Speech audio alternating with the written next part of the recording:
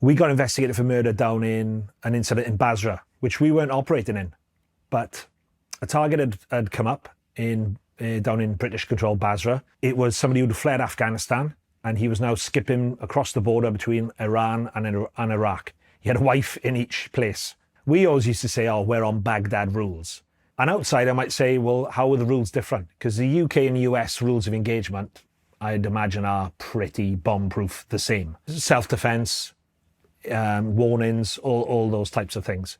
But they aren't the same because it's how they're implemented. And the problem they'd got down in the south in Basra, the British, was they were scared to open fire because of getting investigated, which this proved the point completely. Scared of having to answer, go to court. And we got to Basra, we went out in Land Rovers, and people were everywhere on the streets.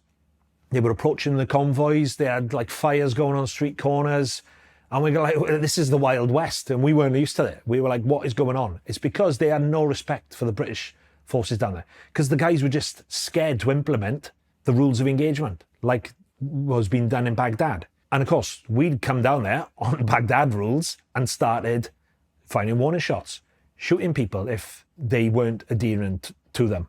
I think the British commander afterwards said they'd had more complaints in one night we turned up down there than the whole 6 months deployment. The murder wasn't for the target. That he did get killed. It was extracting back to camp. We got approached again. We were firing warning shots everywhere. We got approached by a car. It was driving towards us. I was on top cover with the SAW LMG. Full escalation. Laser straight through the windscreen. Moved it around to warn them. No reaction. Raised it. Fired a warning burst above the car. They swerved and then sped up directly towards us. So at that point, you're like, vehicle-borne IED, anything. Well, it doesn't matter. You've had your warnings. Lower the sights. And we took them out. There was two of them in the car. Car slewed to a halt. We got back to camp, flew back to Baghdad.